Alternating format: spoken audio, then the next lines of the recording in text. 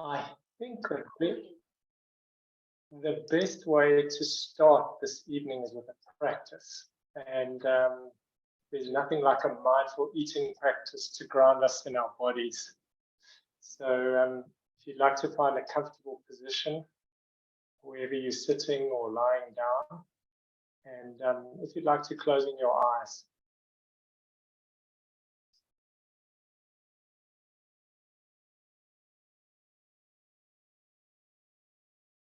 Taking a few moments now just to connect with your body.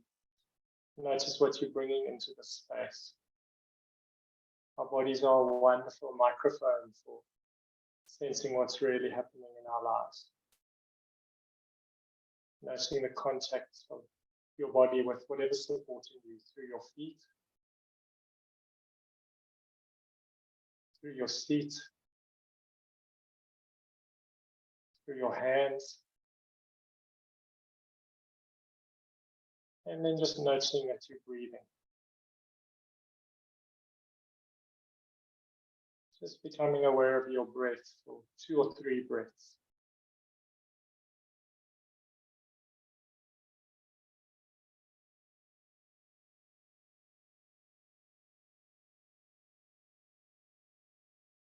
And then I invite you now to notice how hungry you are.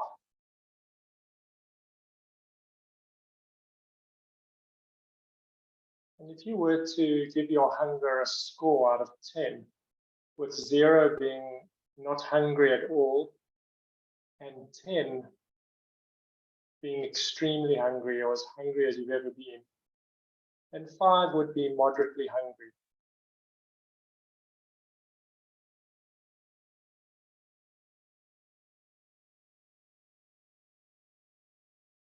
Knowing that there's no right answer, just sensing what might be your hunger score now, this moment.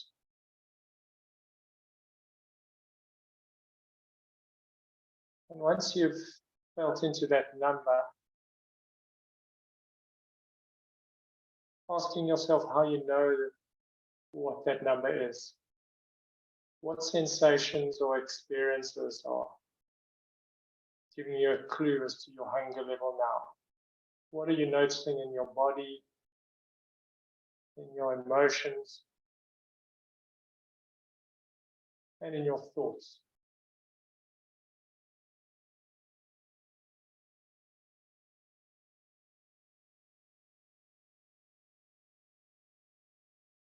And then coming back to your breath as you sit here. Sensing yourself orientating back to being in the space you're in physically. And when you're ready, opening your eyes.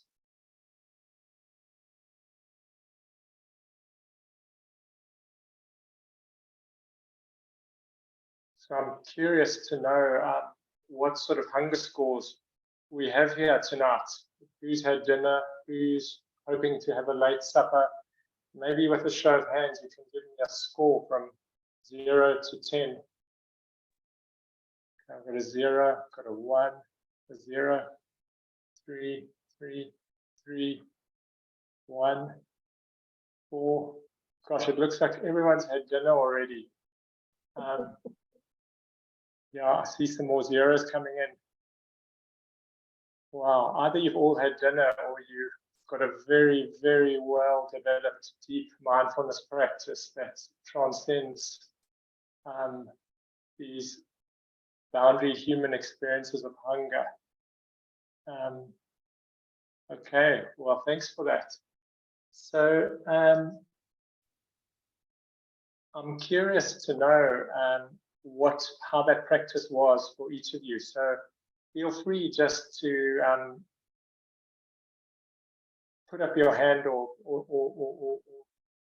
just put up a hand reaction or just raise your hand and then I'll just call on you. I'm curious to know what each of you might have noticed there.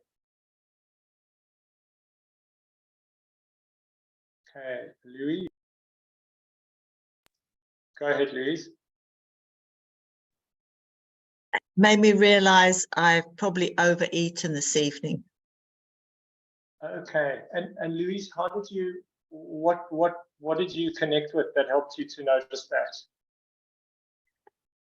A sort of like a fullness around the middle that was sort of maybe a bit too full, because I think when I know I'm going to have load shedding, and as you can see by the darkness here, I've got load shedding, then I eat earlier than I would do normally. Yes. And so I wasn't really hungry when I ate. So, and I had a late lunch because I was working too much. So, but then I thought, well, I'm not going to get through till 9 o'clock and I don't want to eat at 9 o'clock. So I ate the meal I'd prepared to eat, despite the fact that I really wasn't hungry. Thanks, Louise. So I'm almost sensing it was almost a preemptive eating. I'm going to eat now to prevent myself getting hungry later. Yeah, because I know I can't cook and we've got this meeting, and so, yes. And I only finished work at 5, so then I had till 6 to eat, because then everything went off. Yes, thanks, Louise. Nordland.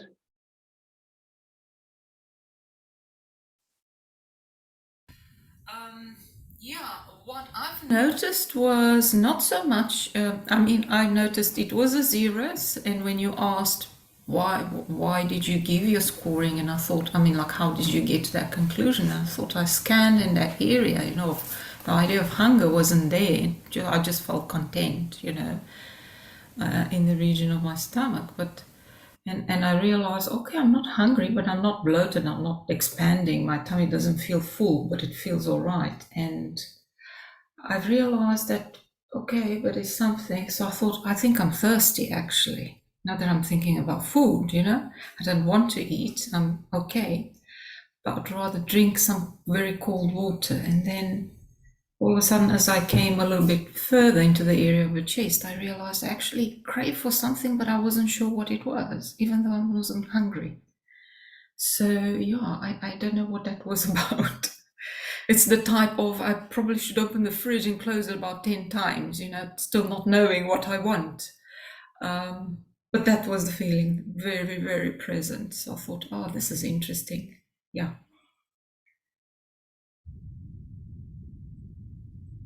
Nordland, I'm almost hearing there was a sense of wanting something to Yes. eat, but not necessarily a hunger.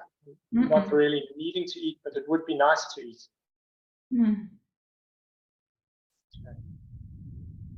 Okay. I see there's some comments in the chat here. I'm just going to see if there's... Okay. Can everyone hear me all right? Is my sound clear enough? Yeah. Okay, great. Super. Okay, good. Any other thoughts or more observations, what people noticed as they did that practice around their hunger this evening? Quite focused on your experience tonight.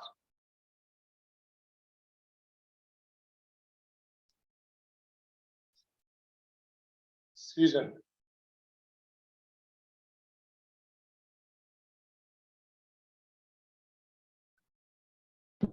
Hi, sorry, sitting in the dark in load shedding, so excuse the lack of visuals. So I was giggling a little bit because in becoming aware of food, I had become aware that I was very mindlessly throwing down the last mouthfuls of dinner in order to get to this chat on mindful eating. And I just saw the irony in it. But it was wonderful to feel that, having just eaten a lovely vegan meal, which my daughter cooked for me, that there was this feeling of complete satiation. And I'm sort of from an athletic background, so my body's got quite a quick metabolism. I'm always hungry, so I'd love to tell I'm an 8 or a 10, and I was like, I'm actually really satisfied, and I don't often appreciate after a meal I'm satisfied. So it just brought me to this realization of feeling satisfied. Yeah, interesting. Thank you for the pause. Thank you, Susan. Thank you for note. As you say, it's unusual how rarely we actually pause to notice that we are content and satisfied. We've already moved on to the next part of our day. Sue, did you want to say something? Thank you. I'm having chemotherapy and I've been very well during this, and I've been able to eat whatever I want to. But I'm on my 5th session this week, and I'm beginning to lose interest in food. This morning I had a cooked breakfast, and I had a large omelette for lunch, and I had intended having some soup this evening, but I ran out of time. But I've got some orange juice with nutrients in it. And I'm just wondering whether that's enough for today, or whether I still need to have the soup as well, which I'm really not hungry for.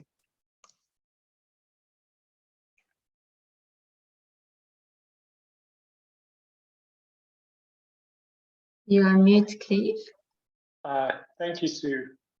So what I'm hearing there is that you almost feel you ought to be eating. It would be a good idea to eat because your body may need the fuel, the nutrition, rather Yes. than I really feel like eating.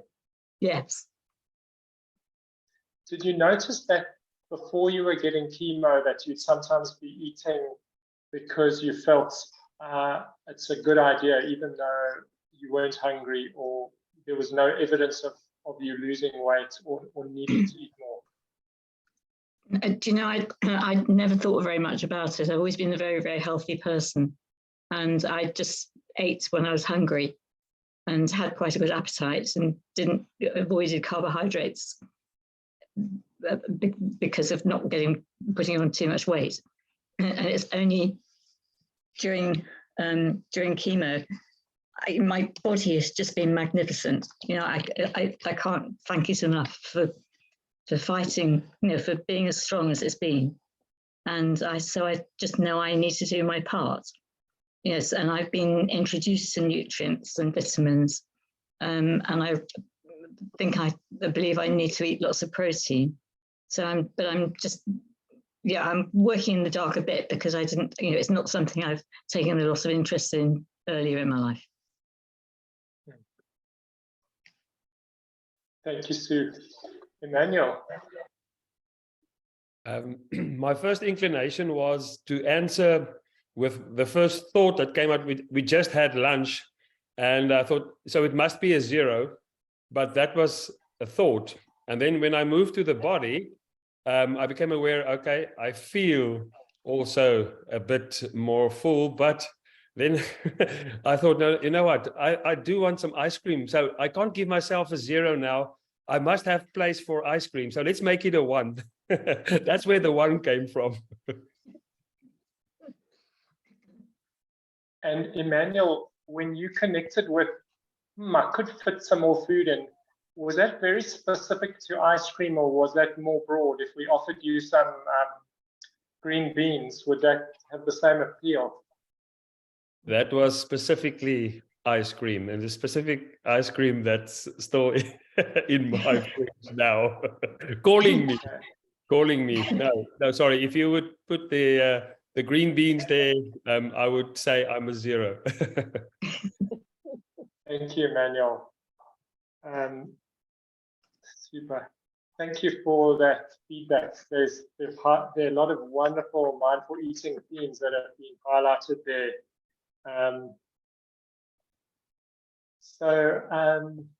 Let me introduce my interest in mindful eating a bit before I move into the topic. I studied medicine at UCT and then moved up to rural Limpopo 20 years ago.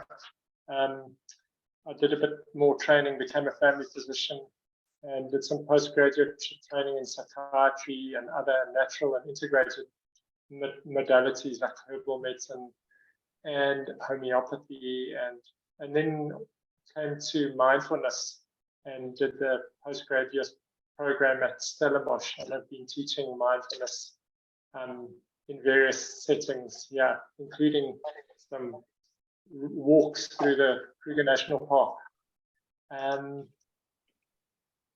So mindfulness, I got into mindfulness because I actually recommended it to one of my patients who was struggling with some joint pain issues. And I said, you really do need to try mindfulness. It helps so much with joint pain. But that was really just something I'd read or heard from someone And my patient returned to me 2 months later saying his pain was dramatically better, and this mindfulness stuff was amazing. And so I was quite surprised. I said, "Oh, really? Tell me more about mindfulness." And he gave me a book, that book by Mark Williams, Mindfulness, Finding Peace in a Frantic World. And I diligently worked my way through that book as if I was doing a course, and found that my life, which I thought was already pretty good, became even more joyful and had a lightness to it. So that really motivated me to progress and go on and do the training at Stellenbosch. But as I taught mindfulness and I practiced it in my own life, I noticed the sense of freedom that I got from my practice didn't seem to reach the dinner table. Somehow when I got to the dinner table, I ate like a man possessed. And I was always eating just more than I needed. And it was always enough to leave me feeling that little bit tired, that little bit irritable. And what was also interesting to start noticing as more mindfulness sort of entered different areas of my life is that I'd move into planning what I'd eat the moment I'd finished recovering from the last meal. People wouldn't have noticed that I had this curious relationship with food, because I seem to manage my weight very well with lots of exercise. I remember every time after Christmas, I'd weigh myself and decide it was time to train for another Comrades Marathon or a multi-day mountain bike stage race. And I thought to myself, well, I'm actually doing this very skillfully. I can eat what I like because I exercise. So if only everyone would exercise, they would be fine, just like me. What I discovered, though, is that what I was losing out on is that I was actually using food to check out of my life. And so even though I was managing my weight, I was giving away a lot of attention and a lot of quality of life to the amount of food I was eating. And in fact, this was brought into sharp focus for me when I went with a friend whose life had been crippled by addiction to a 12-step meeting of Narcotics Anonymous. And as I sat in the meeting listening to other addicts sharing, many of whom had been clean for decades, others only for a few days or weeks, I noticed that they were all telling my story. And all I needed to do was substitute the word food for their drug of choice. I'd simply used food to turn away from discomfort. But in other ways, my life was not very different from how they managed discomfort. And so this challenged me to go on a journey of seeing where I could start to transform how I related to food and use it as a tool to deepen my mindfulness practice. And that's been an amazing experience all in all. So the first course I did was one that was based out of the United States. It was a 12-week program, and it was run by a dietitian who collaborated with a woman called Jean Christella, who's considered to be one of the founders of mindful eating. She did the research on a program called MB Eat, or mindfulness-based eating awareness training, and published a number of articles which demonstrated how taking people who struggle with food, largely her initial focus of research was binge eating disorder, and showed how it had a significant impact. And she's done a number of studies since, and there have been dozens, if not probably hundreds and hundreds of studies around food and mindfulness since then. But it was a privilege to be on a course where she was one of the teachers. I learned a lot on that course. There were an enormous number of really good practices on the course, and that were just really quite life-changing. And something you said, Sue, really touched on one of the practices we learned there, where you talked about how amazing your body's been and the sense of gratitude for this magnificent body. And one of the practices we learned on that's part of the mindfulness-based eating program, eating awareness training, is a practice that is a bit like a body scan, but it focuses on bringing gratitude to different parts of our bodies. And a big theme for many people, and those of us who struggle with food, is often having a kind of a distorted relationship with our bodies and a disconnection from our bodies. And so it's a very, very moving practice for people to connect with each part of their body and bring gratitude to it. And also to notice what the feelings are that come up around that part of their body. That's what often arises is people will be very comfortable with one part of their body, maybe their arms, but be very uncomfortable with their legs. They'll have certain ideas around their legs. And it's a very beautiful practice to explore. And yeah, so that comes up, that just was touched by something you said, Sue. And I think it's important to mention I'm sort of flowing sort of organically as things come up for me based on what was shared. Another key thing that emerged is, and I think it's relevant to the whole trauma-informed mindfulness teaching, is how one needs to be very careful when running an 8-week or mindfulness course with an emphasis on mindful eating, because when one uses the body scan, one needs to often do it much later in the course. Sue, if you can just mute your microphone there, that'd be great. Thanks.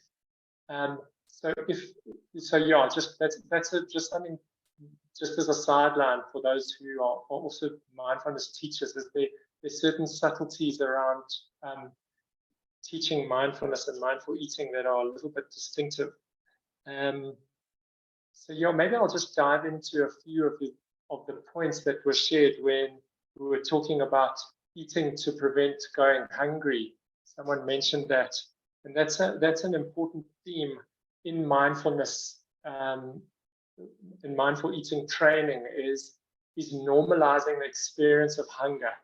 That the big theme for many people around eating is this morbid fear of hunger, as if it will be some kind of end of the world.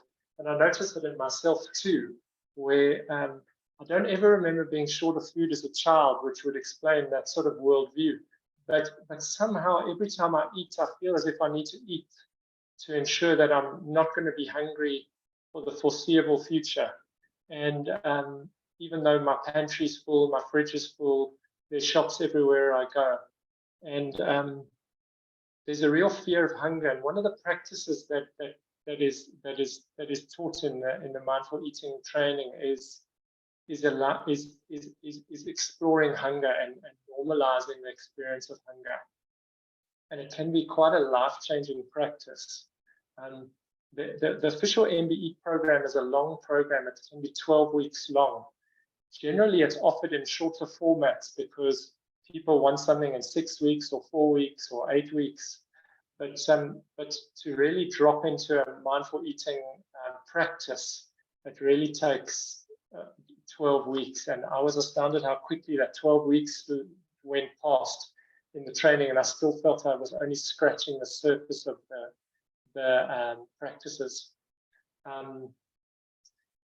Yeah, so the other thing that was interesting was what you talked about, Nordland, was the distinguishing between physical hunger or genuine, or different ways to phrase it, between physical hunger and what we might call craving.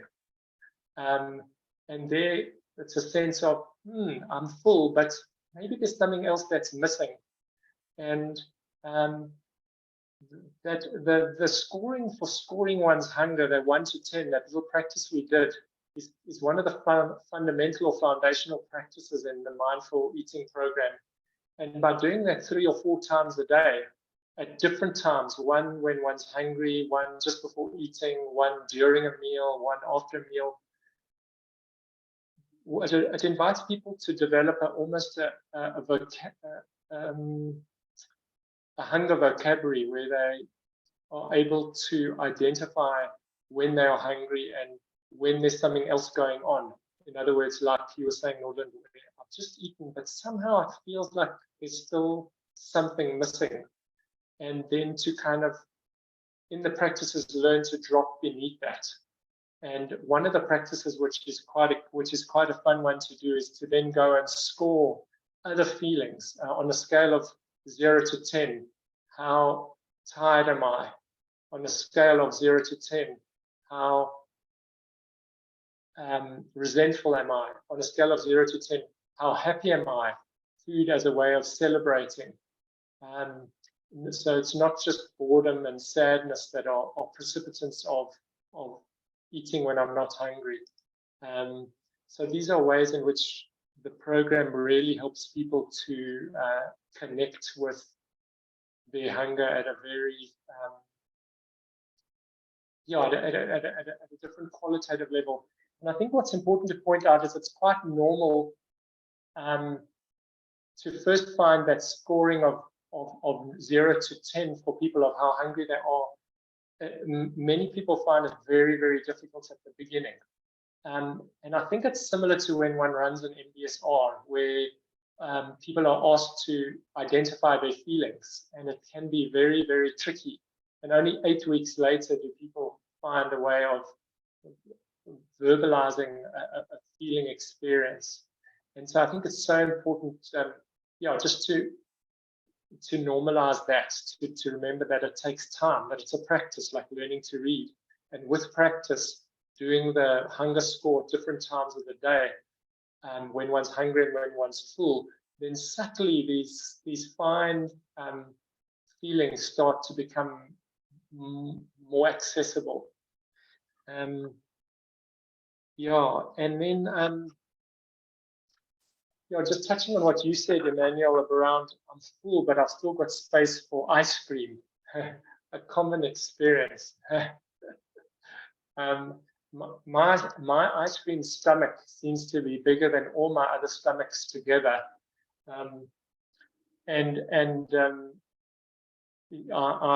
So I really relate to that. And generally speaking, when I'm filling my ice cream stomach, I know I'm going to regret it. That in some way I'm going to feel tired or have less emotional serenity than I have when I stop, when my bean stomach is full. But that's easier said than done. And one thing that comes through strongly in all the mindful eating is how, when we're eating, we're really trying to fill what's essentially an emotional stomach. My favorite quote is, I was chatting to someone about food. I have many conversations in my practice around food, supporting people to change the way they eat. And someone said to me, I only have one emotion, and that's hungry. And I thought to myself, golly, can I relate to that? I wake up, if I'm late for work, I'm hungry. If I've got too many things to do, I'm hungry. If I don't have enough to do, I'm hungry. And it takes a whole lot of mindfulness and often more focused mindful eating practices to plumb and tease out what that hungry actually looks like, and to distinguish I want to eat from I'm hungry. There's a well-known mindfulness teacher and pediatrician in the United States called Jan Chosen Bays, who writes a beautiful book called Mindful Eating. And she distinguishes 9 types of hunger. And for example, she'll talk about I hunger, and that's when someone in my family's eating. I've just eaten, and someone else, my kids, come home and they serve a bowl of ice cream, or they start making toasted sandwiches after I've just had my tuna salad, and I think, golly, a toasted sandwich, now that sounds great. That's I hunger. Until they started making toasted sandwiches or eating ice cream, I had no desire to eat anything like that, and the thought wouldn't have occurred to me until I'd seen the food. That's I hunger again. And just by bringing awareness to that, by almost having a vocabulary for it, has been very helpful for me. Another hunger she describes, which is interesting, is something called touch hunger, which is the experience of food is such an essential thing as we eating something. And she was referring to some research where they studied friends meeting in a cafe and noticed how many times they touch each other. And in an hour in England, people didn't touch once. In the United States, it was twice. And then I think in Puerto Rico, it went up to 180 times in an hour. That was 3 times a minute they would touch each other. And you can see why we're so hungry, because there are all these hungers in our lives that are essentially expressing an unmet need. And food is our way of trying to address those needs. And I suppose in some ways one could extrapolate her teaching around mindful eating to many addictive behaviors, whether it's smoking or other drugs of choice. We all just have different drugs of choice to try and address and fill that hole. Yeah, so let me see if there's something else I want to comment on here. Yeah, let me I just want to check in. So, yeah, then, that's what I wanted to touch on. Yeah, so after that, I did that course in the US, which was fantastic. And then I did one actually based out of the Netherlands with a woman who teaches mindful eating there. And then, interestingly enough, I found that we have a local expert of our own, Julie Dean Williams, who's a dietitian and a mindfulness teacher. In fact, was a director of EMISA for many years. She was practicing in Cape Town, although recently moved to the UK. And she's got a lifetime of experience working with people with severe, varied eating disorders. And she offered an outstanding course that I was very grateful to have done before she moved, which she very aptly named, What Are You Hungering For? And there were just another whole set of very, very useful practices around food. And she highlighted what I think had kind of been a little bit glossed over in the MB Eat program. It's kind of mentioned on paper, but in some of the mindful eating courses that are offered, it's sometimes glossed over would really be the best word, where what she highlighted is that one has to, besides giving people a way of connecting with their emotions around eating, one actually also has to give people a practical toolbox. And in the MBE program, that practical toolbox is referred to as external wisdom. And this is juxtaposed with internal wisdom, the internal wisdom being developing that emotional vocabulary and awareness. And the external wisdom is giving people a set of practical guidelines, some framework around their eating. And there's a lovely quote by Christine Northrup, who wrote Women's Bodies, Women's Wisdom. And I'm going to read that because I think it's important to drop that in here and then speak from that place too. And Christine writes, every overweight woman, and I would say probably or person who finds themselves overeating, is clear about what she shouldn't eat. She doesn't need more nutrition information. She needs to feel the pain that excess food is chronically pushing down. So I think there's a deep awareness of mindful eating as working with that, and that's the internal wisdom. But what comes up in the MB Eat is that the external wisdom is actually also key, because at some level we've all been bewildered by the amount of nutritional information. And sometimes the word orthorexia comes up in this setting. Orthorexia being I know so much about healthy food that it's almost paralyzing, that I don't know what to eat because everything has got a flip side. And so I end up just eating McDonald's because I'm not sure if the tuna salad has got mercury in it. So there's a key to actually helping people to find some sort of framework around their eating. And in a lot of the research, including the early MBEAT research and more recent research, it's shown that the mindfulness-based eating interventions have a much longer-term impact, an impact on not only well-being, but also on weight when it's coupled with a solid component of external wisdom. And to give you, I'll just touch on some of the themes that come up on external wisdom, because I think they're quite useful. And for me, they kind of touch on some of the things like with the MBCT, where there's this integration of a cognitive behavioral approach that also builds and feeds into, in a very creative way, the mindfulness practice on its own. So the practical things that are integrated into the mindful eating courses that have been shown to have a long-term impact on weight, binge eating patterns, include things like, and I think it's important the way they do it, because I think by giving people too much information in one go, or as a very much a lecture or sort of didactic exercise, it can almost be paralyzing, and they already, as I said, have got all that information. So a simple one would be, in 1 week, people are taught when they eat, just eat. So in the words of Thich Nhat Hanh, he says, eat, then read, then eat, but not at the same time. And it's teaching people that when I eat, I need to sit down.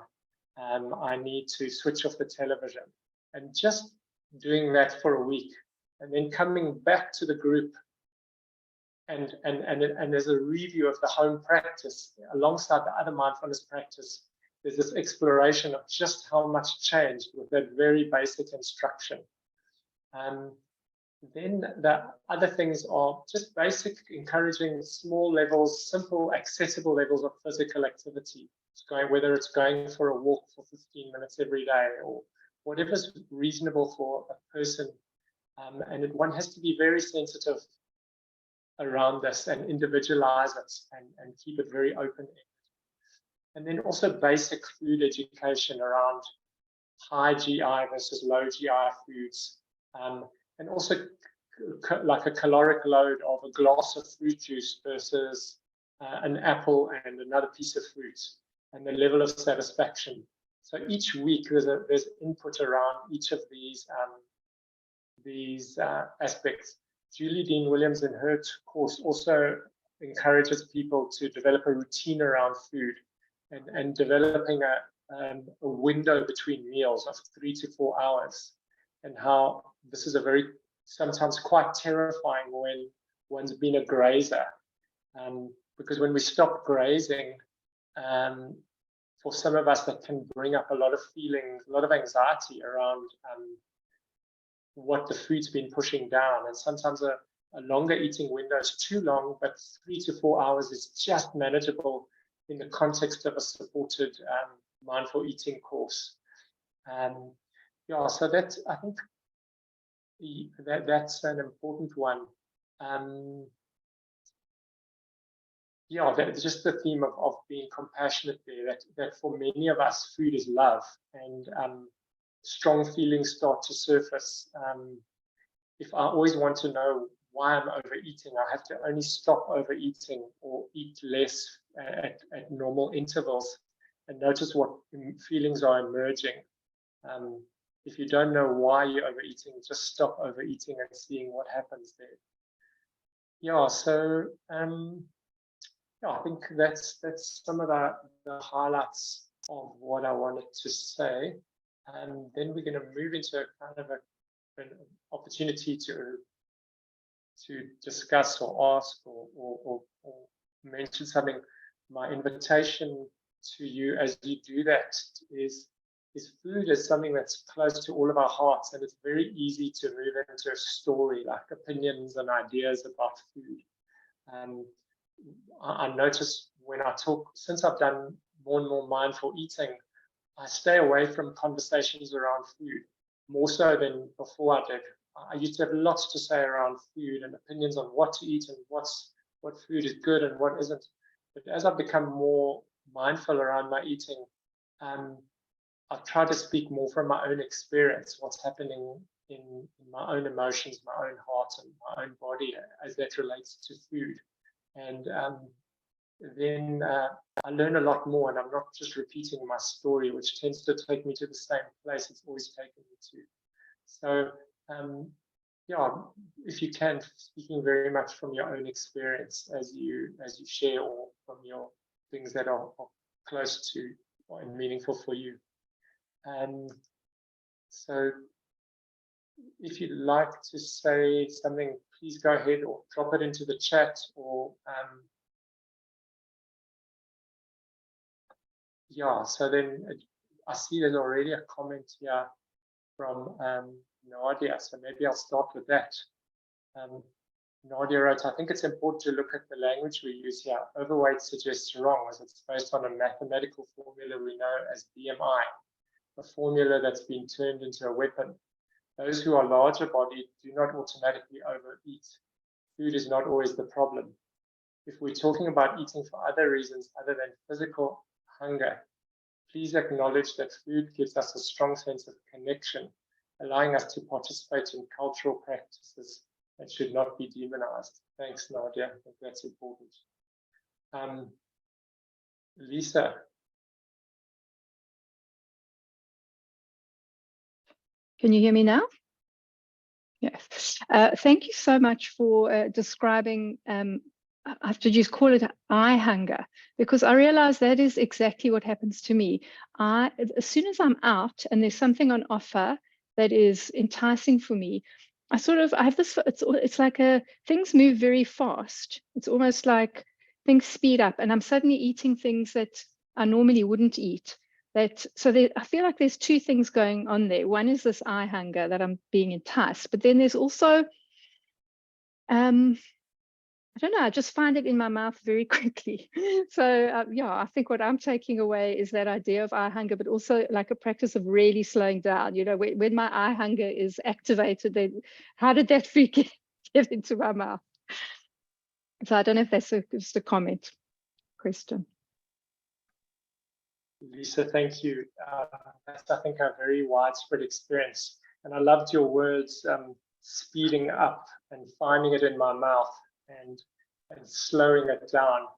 I think those are just such key aspects of mindful eating. It's just about slowing down the whole process.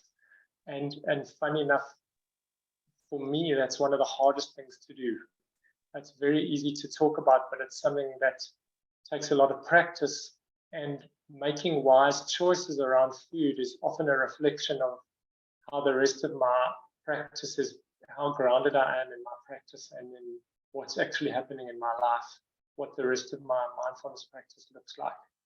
And to touch on what Nadia was talking about, what my connection to people is like, because connection is so key. And I think that's an important part where so many places that help us manage our relationship with food, different settings in which that happens. It's often a group experience, including the MBE program. And Janine. Thanks, Cleve, and thanks so much for joining us and your very wise talk. The thing that I find difficult, especially in relation to patients, and other addictions, is with other addictions, you can say, well, just don't drink alcohol or don't take drugs. But there's something around food that you still have to eat food. And it's about how to have this wise relationship with food that I think that I think makes it so difficult. Maybe you could speak to that.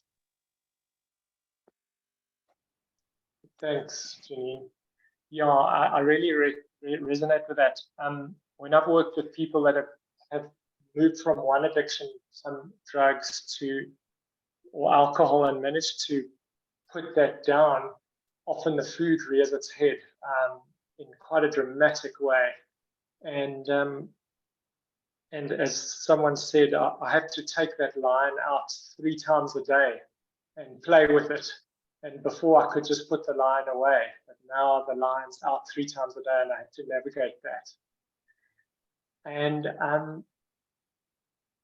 what I think comes up beautifully in what I valued around what validated my experience of working with people who struggle with food, and what Julie Dean Williams found as a dietitian working in Cape Town, is that it's sometimes nice to think, it's tempting to think, if I become mindful enough or spiritual enough, I can eat what I want, because I'll just at a deep level know that this isn't for me, and I'll just let go, and it won't appeal to me any longer. But it seems that we are very firmly rooted in our bodies, which are actually a great asset. And so we need to work within the parameters of our bodies. And what I try and do is to help people identify which foods they struggle to eat in moderation, and which foods do I have to eat in that I can't stop eating. So for some people that might be cheese, for some people that might be biscuits, for some people it's quite varied.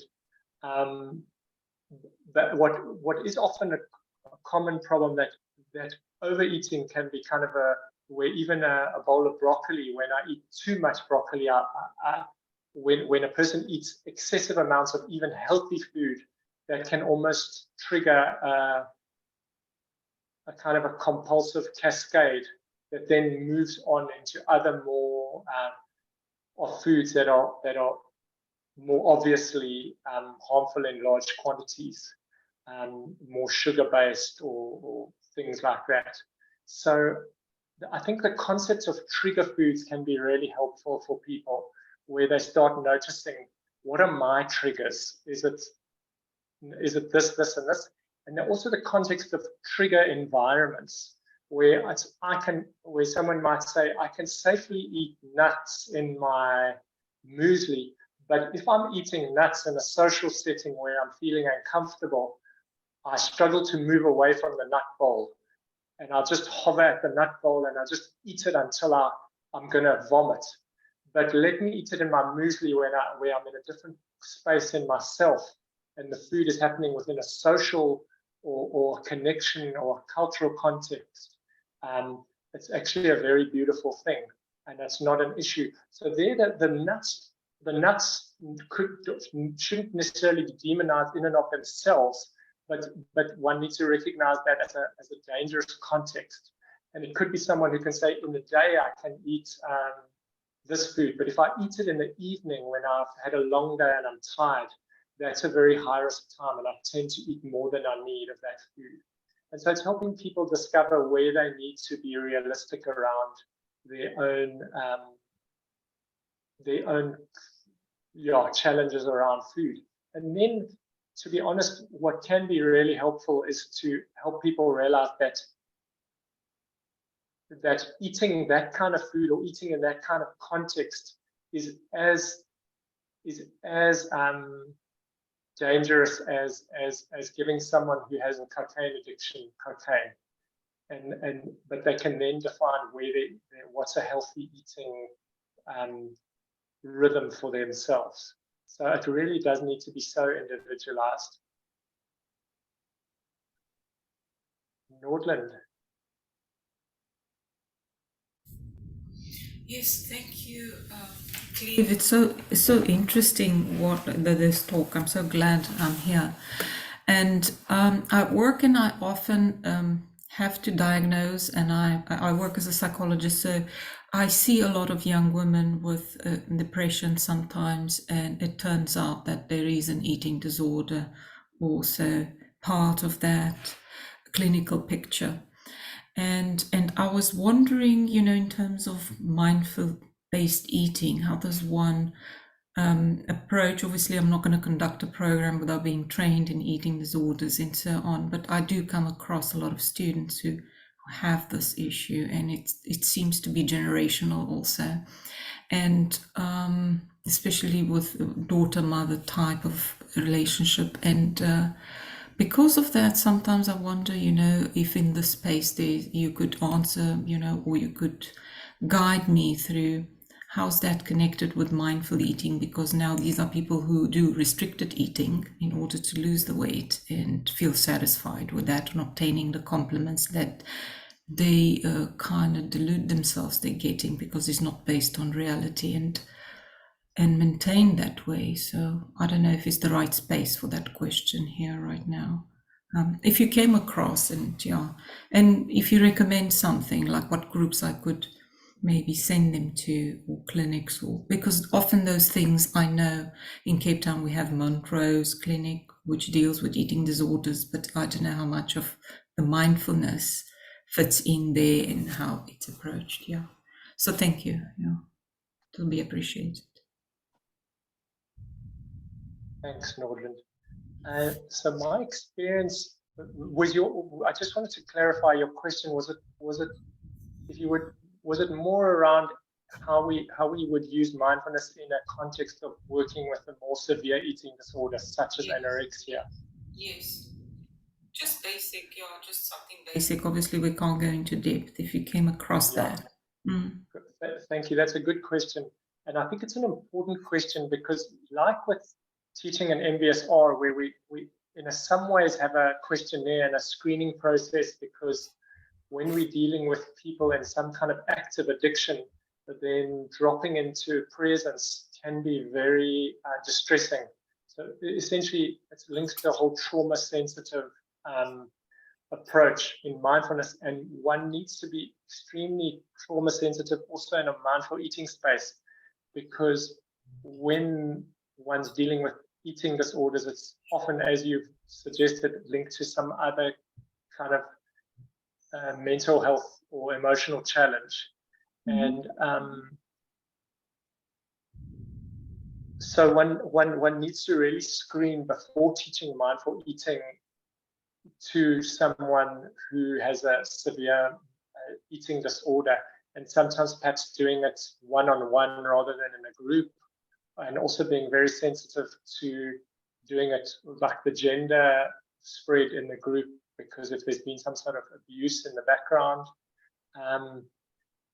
So those are key things. Mindfulness, in terms of something like, well, you used the example of anorexia, but one context that I found can be life-changing for people, and I've met a number of people who've been helped through a 12-step programs around food, and that seems to work well, whether it's the problem is excess weight, or the problem is binge eating disorder, or exercise bulimia, or anorexia, or classic bulimia, and it's usually a bit of a mixture.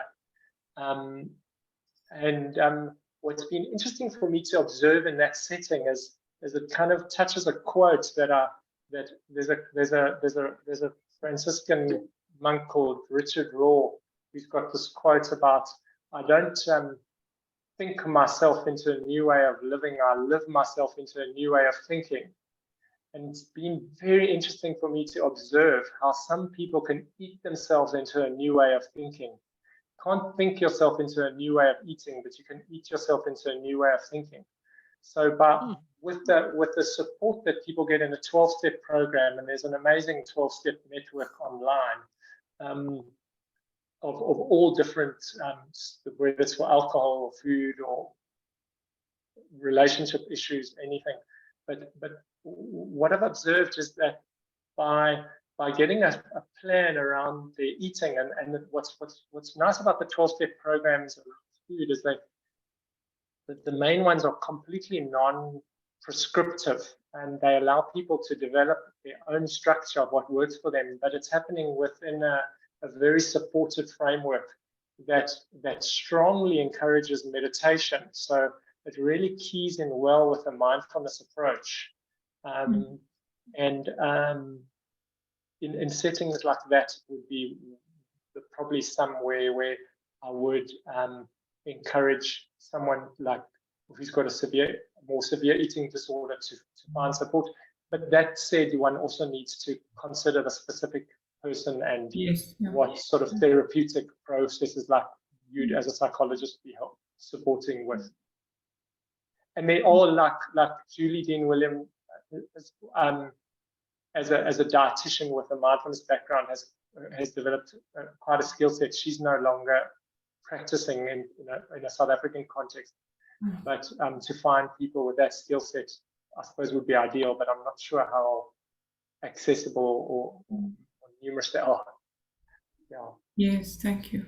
Yeah, it's hard for me to point the direction because it often happens there's a secrecy about it and there's a shame attached to that secrecy. And it's like you said, it's trauma-based is definitely a problem more than just food, relationship with food. So it's just about, how do I point in the right direction? Because I know I'm not geared for that. It's just, And you said, the basis of all those practices and programs, they do have also meditation, which is useful. So that kind of answers the question. It's just at some point, sometimes I need to, it needs to go elsewhere with it. I know, doctors and clinics, and it ends up pretty bad. So thank you. Thank you.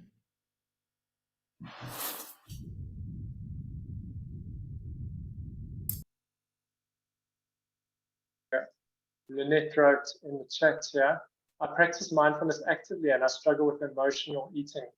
I realize the need for some structure whilst not having a structure that makes me obsess about food. This is a real struggle. The biggest shift mindfulness has brought is being able to observe myself without judgment more often and in learning to be kind to myself when I fail. This is a journey, not a quick fix. Yeah, thanks, Lynette. That's a beautiful observation. That's such a fine line, the giving that structure that doesn't create a sense of guilt and then perpetuate the problem, which is why I sometimes will language it quite differently than use the word structure, so that people get a sense of because one of the key features around eating mindfully is for me to eat mindfully, and this comes out in the external wisdom, is planning, is to help people plan so that I'm not driving somewhere and I haven't had lunch and now I've got to stop at a takeaway and try and find some sort of food that I can eat mindfully, when if I'd been mindful of what was going to happen in my day the day before, I would have packed something or prepared something. So when I talk about structure, it's more about that. It's about planning than structure. It's saying, how can I plan my food? Because I'm yet to meet someone who's able to move to a more balanced relationship with food without putting in a bit of time around planning. And so structure might not be the best word that I would use there, because it has connotations of a diet, and the diets don't seem to work. Then what comes up for me from your message is the self-compassion, and the self-compassion practice can be so powerful in changing what I choose to eat. If I can recognize the pain I'm in before I put that food in my mouth. As someone said, before I find that food in my mouth, I find I actually don't want the food. I've actually moved beyond that already. And it's just pausing long enough to in the very act of pausing, giving myself the care that I'm actually longing for. Thank you. Janine. Sure, thanks, Lynette. Janine, go ahead. I'm sorry to be asking all the questions. I recently read an article on attention deficit disorder, ADD, And the article asserted that 60 to 70% of adults with ADD were overweight, and asked the question as to whether there was a genetic component, but that said there was much more likely an impulsivity component. And so much so that they went on to say that anybody who presented being overweight should first be assessed for ADD and should go on to Ritalin. And so I found that quite an interesting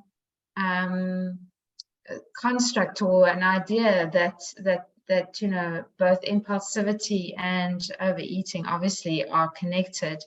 But I'm wondering if you'd like to just comment on that in terms of mindfulness. I really did like the idea of having planning and structure, but perhaps you have some other ideas around that. Thanks. Thanks, Janine. Yeah, I think it's amazing how, for me, I'm just always amazed at how mindfulness can impact so many spheres, and the absence of mindfulness can impact so many spheres. It's such a topical question with the staggering numbers of people who are struggling with ADD and ADHD type of picture at the moment from every age group. Yeah, I don't think I've got much to add except to say yes, yes, and yes.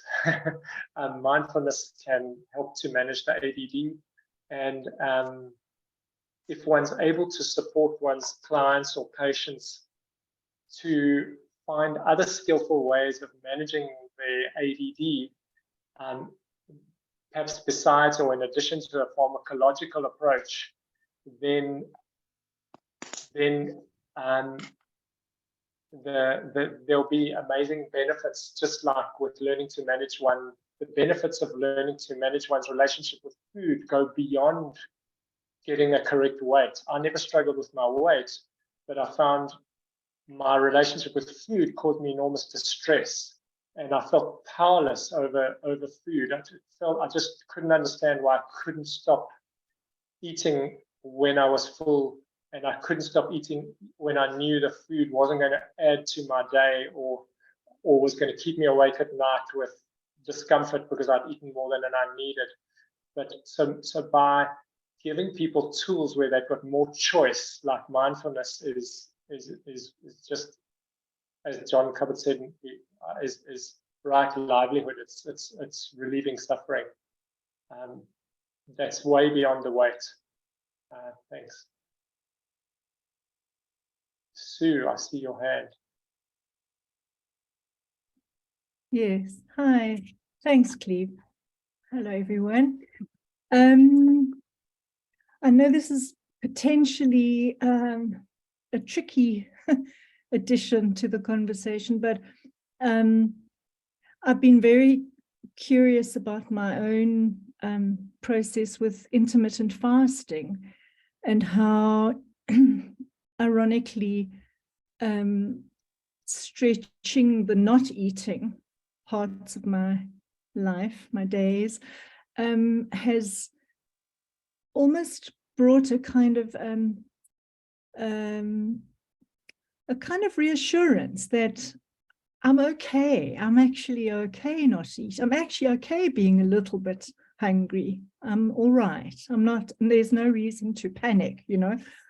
And yeah, so I mean, that's just on a very personal level, but I've been doing a lot of research into how to try and I'm working with some people who do have insulin resistance and, you know, are pre-diabetic or diabetic, and actually trying to work with helping them not be hungry so that they develop insulin sensitivity. And it's been really, really useful and amazing to see the shift, because I think there is so much panic around dieting and with the withholding of food, but that if it's a conscious choice to stretch the periods of fasting, and then actually enjoying food with a much greater awareness and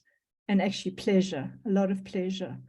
It's been a very interesting thing to try and integrate.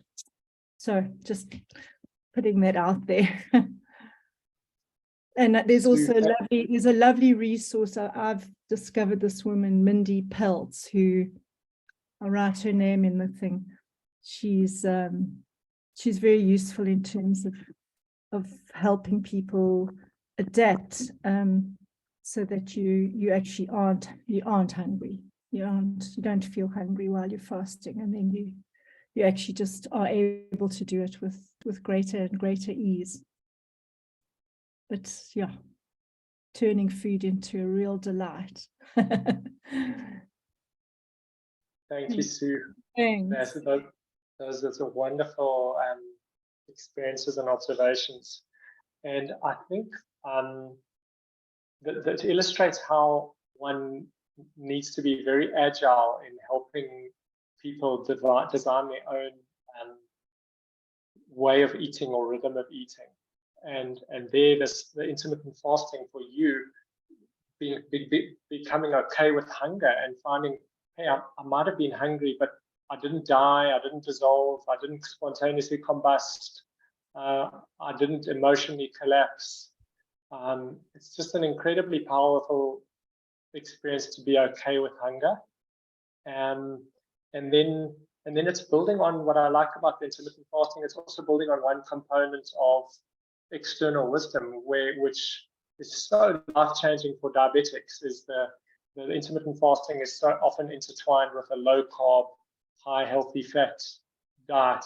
And so that can be really helpful for people who've really struggled and are oblivious to the fact that they're eating carbs 6 times a day and they're all refined carbs, and then wondering why they're on this emotional roller coaster.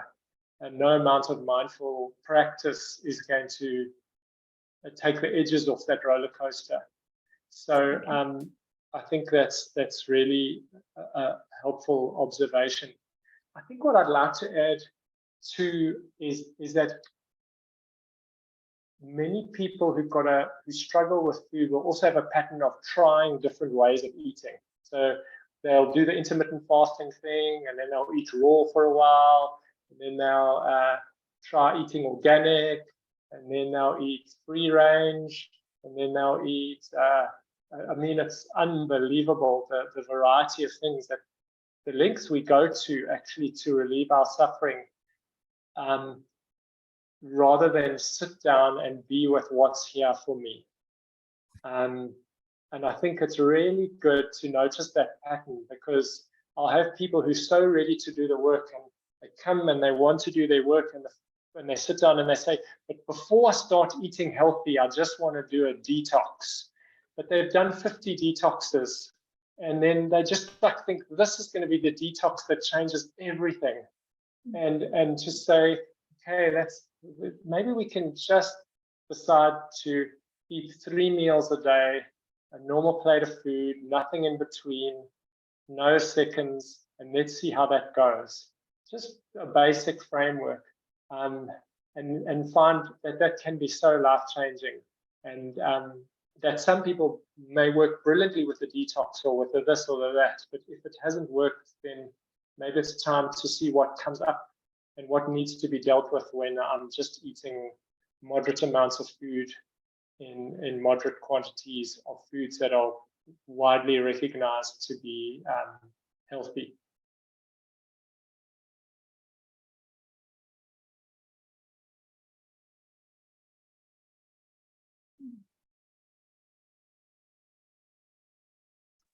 Any other thoughts or observations?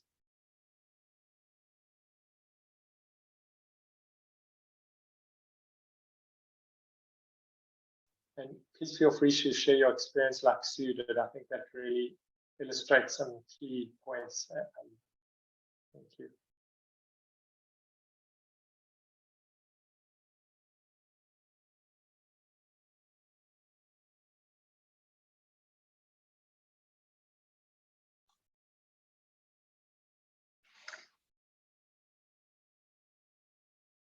Yes, Sue, I see your hand. Go ahead.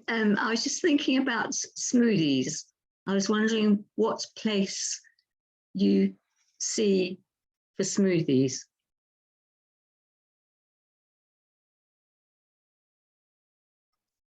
Sue, tell me more about your question or your experience. In what way has that been part of your journey with food? Because during this journey, a couple of people have encouraged me to make smoothies, and if you're not feeling like having a meal, but you have a smoothie instead, that's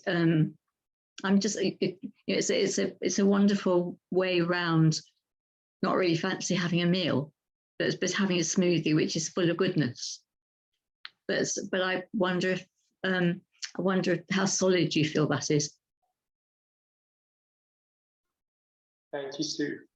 So I think you were saying how you're on chemo at the moment. So the conversation for you is focusing on maximizing nutrition in a way that's supporting your body to recover. And so there, any which way you're getting your healthy food in is great. Whereas for someone else who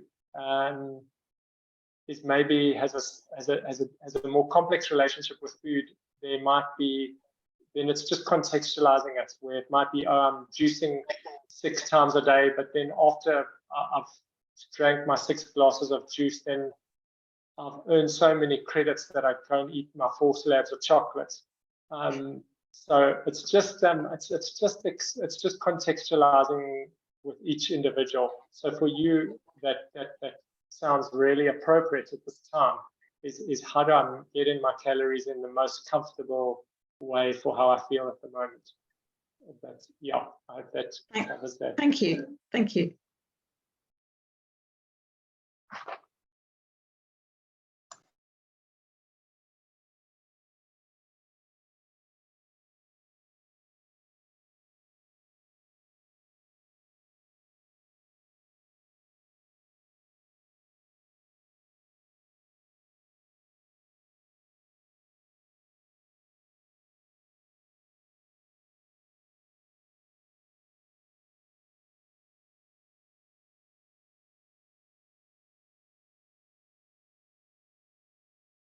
Janine? Hi, sorry, me again. I noticed that you spoke around what to do with family members. So, you know, I wonder if you could speak a little bit to that. I have a family member who is very overweight, and it distresses me a lot. And I guess in the same way, if I had a family member who were an alcoholic, then I wouldn't be offering alcohol. And I find it always difficult to have a family member who's overeating, and then, you know, I have to offer food. But I mean, I suppose I'm just needing to be a lot more mindful about the kind of food which I offer. And it always seems like a difficult thing, like I suppose with a family member where there's no alcohol and you all want to have a glass of wine. Similarly, to you know, not be eating anything that's sweet when the other people that may be wanting to. It was just really a reflection. Thanks, Janine. That's a great reflection. I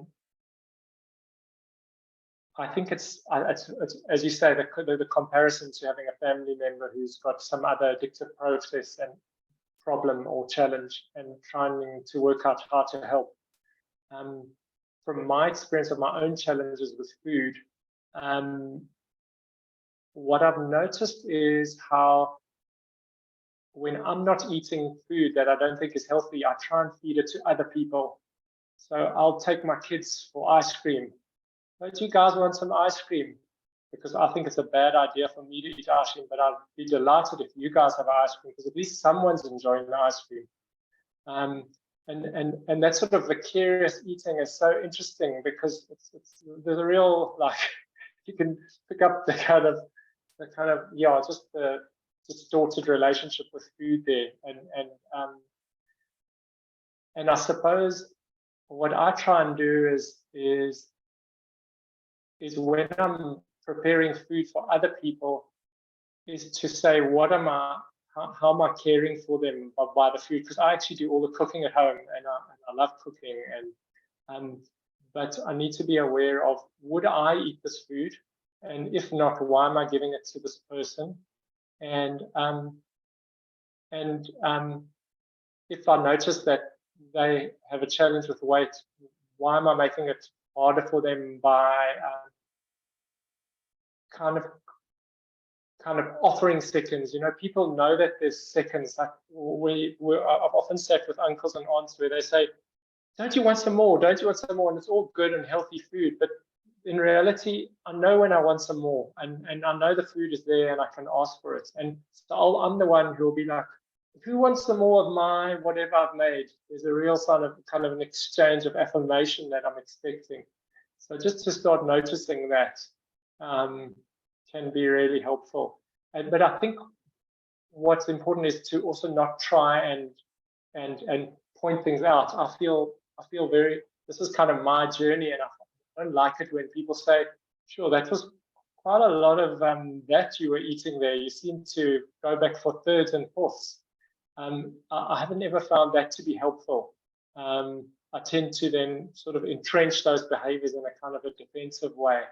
I'd almost need to get there on my own. I'd also be sensitive, and I'd pick up quickly if people were removing foods to try and protect me from myself. But yet at the same time, I appreciate when they're not trying to make it harder either. So yeah. Barbara. Hi, Cleve. Thanks so much. Thank you for the practice in the beginning, and also for this really in-depth discussion. I'm just wondering, because that practice in the beginning really gave a lot of food for thought, so to speak, and I can see how it can uncover a lot of different layers of, like, why do you feel why have you rated yourself from that score?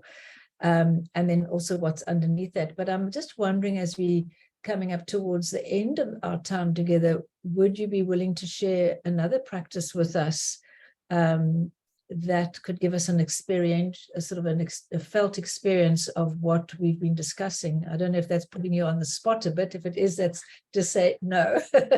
But yeah, so I just thought that would really, like, sort of ground what you've been saying for me, is to do another practice, if you'd be willing to.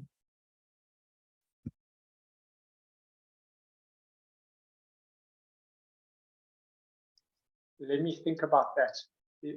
Are there any other questions before we sort of move towards closing? Oh, there's Bianca. Let's do that. Hi, Keith. Thanks. Hi, thanks very much. This is more an observation as opposed to a question, but you know, the question around, are you hungry? I mean, that's quite a big question, because I think a lot of the time we don't actually know if we're hungry or not, because we don't allow ourselves to feel hungry. So when we did the practice, I came to a 0 because I have eaten. But then I started noticing how my mouth was watering as you were asking that question. And so it got me thinking around, what are the body sensations that allow us to know that we're hungry? And so for me, a watering mouth is definitely not one of them. So, yeah, so anyway, I'm just noticing that it's not a simple question, are you hungry? There's so much, I could spend ages feeling that in the body. Yeah, anyway, it's just, yeah. That's a beautiful, simple, profound observation. Thanks, Bianca. That perhaps all our work in how we eat is teasing out, am I actually hungry? Am I hungry? And if I'm not hungry for food, what am I hungry for? And as you say, we don't often connect with hunger because it's so rare for us to allow ourselves to get to a point of actually feeling hungry, that it's not a common experience. And that's why in a mindful eating program, a key part of it will be doing that exercise at different times of the day, and seeing how different it feels, so one can actually start connecting with sensations of hunger and noticing that salivation isn't always a useful sign.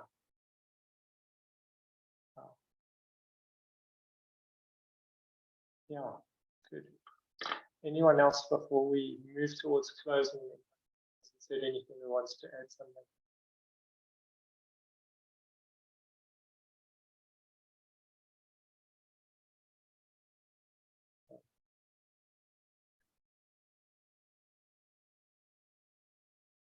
Okay, so maybe what will be good here is, as Barbara suggested, is just wrapping up with another practice this evening. Well, what I have learned is that the most useful practice for me around recognizing whether I'm hungry is just pausing and being with what's happening for myself. And by bringing awareness to what I'm feeling at an emotional level and at a sensation level, and what thoughts and impulses are around, and just welcoming whatever's here, it opens up all kinds of possibilities, and quite quickly I can move beyond I'm hungry to I'm feeling this or I'm feeling that, and I'm able to connect with a much more genuine way of caring for myself than by putting something in my mouth. And so maybe I'm going to there's so many great mindful eating practices. And in the MB Eats, we use different foods with different textures just to start building awareness and building sensitivities. And it even includes drinking water, and yeah. So there's a wonderful set of practices, but they're quite specific for having a certain food there, and they're sometimes quite evocative in terms of needing a space to kind of inquire and contain what emerges. So maybe what I'm just going to do is close with a grounding practice so that we can all just drop into where we're at this evening, or this in whatever part of your day you're in. So if you'd like to find a comfortable position now, wherever you are.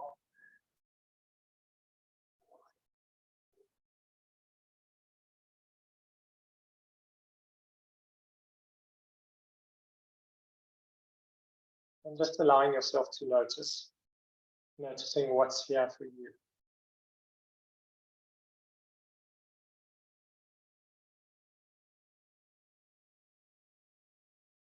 Noticing the space your body's occupying as you sit here.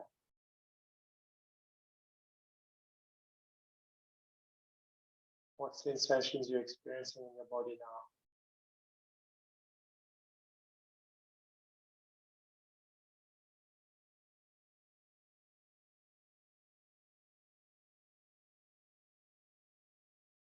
What emotions, if any, you're aware of.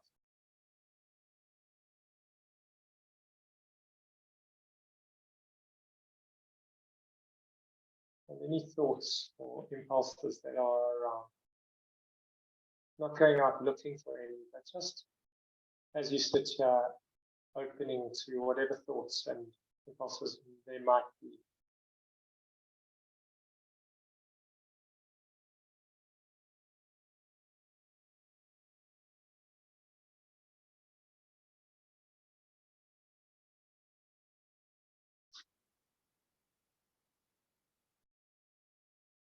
And then perhaps dropping into the space the question is, at this point in my day, at this moment in my life, how can I best take care of myself? When I move from this place, what would be the most caring way for me to go forward?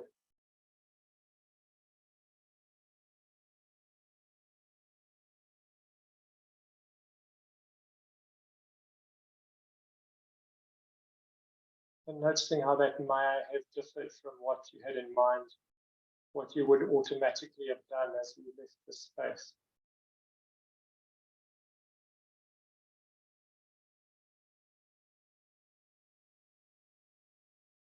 And then coming back to your body as you sit here, noticing the sounds around you, the temperature of the air in your skin. And when you feel ready, just opening your eyes.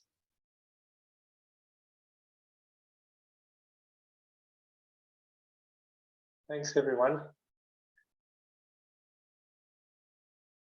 Thank you, Cleve. Thank you so much for imparting your wisdom and for all that we've learned. And I'm sure that we're all really grateful and appreciative of this wonderful talk. So thank you, Cleve.